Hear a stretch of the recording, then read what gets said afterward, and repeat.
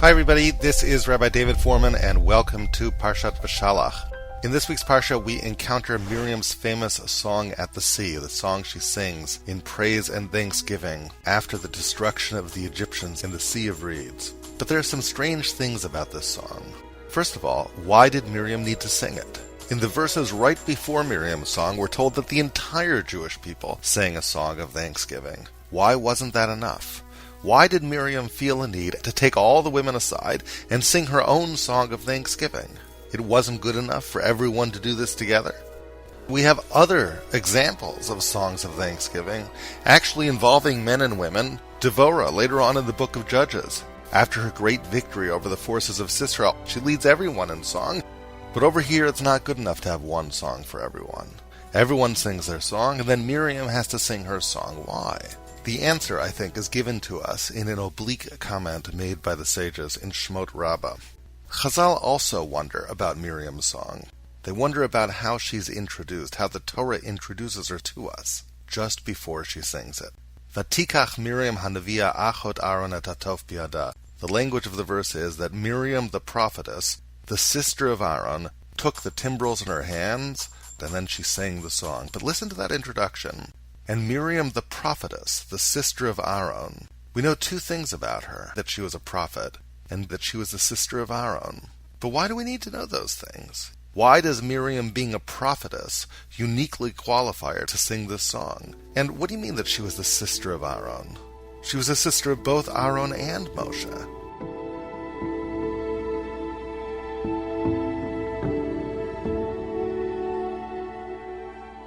Chazal say a fascinating thing. They say if you want to understand why Miriam sang this song, you need to understand two things. A, that she was a prophetess, and B, that she had a prophecy when she was just the sister of Aaron, and not yet the sister of Moshe, because Moshe had not yet been born.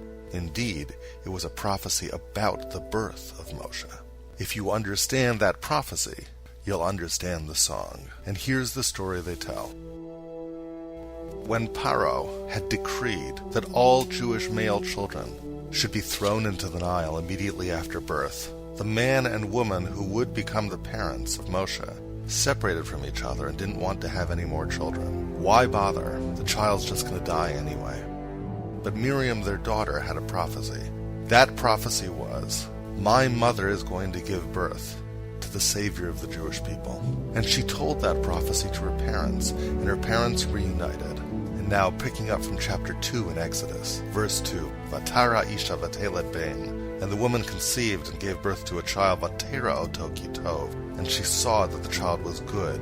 Of course, the first time we hear those words, ki tov, in the Torah, it's when God made light and saw the light was good. So the sages say here too, when she saw that the child was ki tov, a miraculous light filled the room to signify the birth of a special child. Chazal say that when the light filled the room, Miriam's parents came and kissed her and said, Biti, our daughter, needs kaiman nevuatech. Your prophecy evidently has been fulfilled.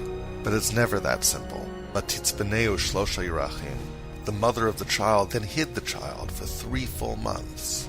V'lo yachla od hatzpino. But she couldn't continue hiding the child. The child's cries would be heard. Pharaoh's troops were everywhere, looking for Jewish children to kill. And at that moment, Vatikach lo tevat goma. She took a pitiful little box, Vatach mereb bechemer ubezefet, and she slathered it with pitch, Vatasim bat ayeled, and she placed the child in the box, Vatasim basuf al svat ayor, and she placed the child in the reeds next to the shore of the river. Now, if you were the mother of the child at that time, what would you give the chances of success of this plan of yours? You're going to put this defenseless child out there by the Nile, where all the Egyptians are. Pharaoh has decreed that all Jewish baby boys should be thrown in the Nile. What are the chances that this child lives?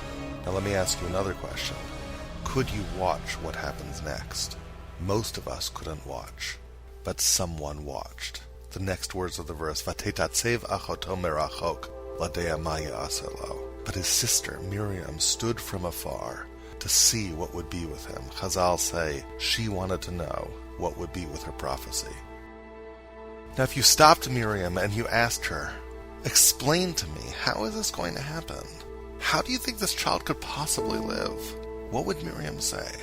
Miriam doesn't know, but what she does know is this. Just because I can't figure it out doesn't mean there's no way this child can be saved. God has ways. And look at the next verse. Vatered bat Paro lirchotz al hayor. The daughter of Paro comes. Stop right there. If you don't know what happens next, is the daughter of Pharaoh coming good news or bad news? I mean, this is the worst possible person who could come. The daughter of the man who decreed genocide upon the Jews, killing every Jewish male.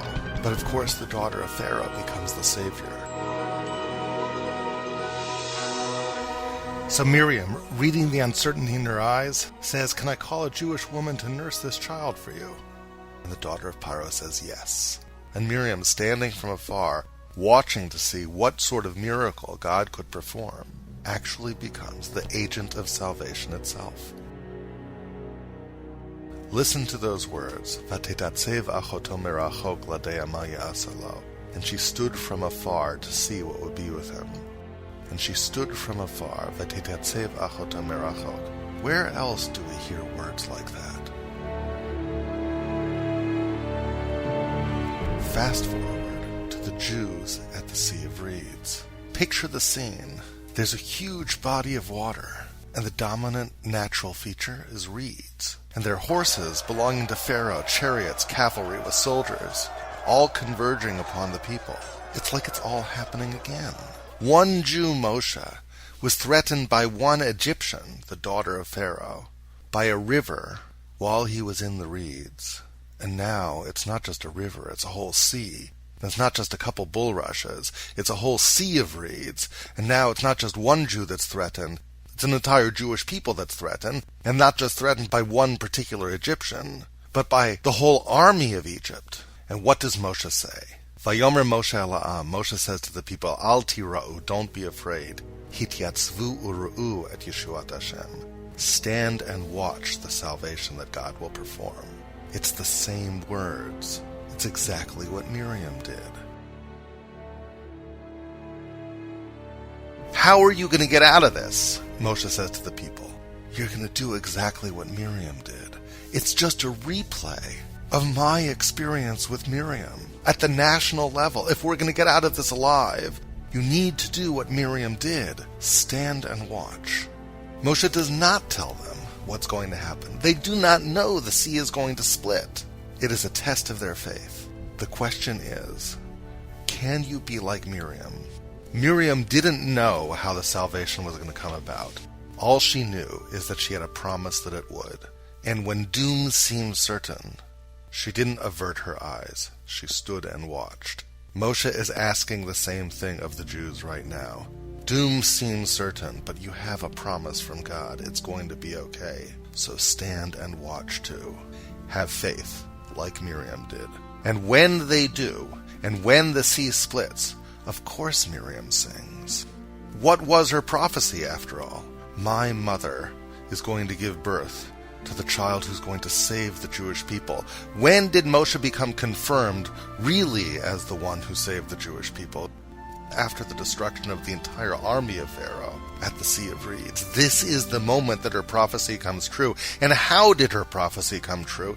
It came true through the people evincing the same faith that Miriam herself had back at the Nile, when they experienced what she experienced at the macrocosmic level.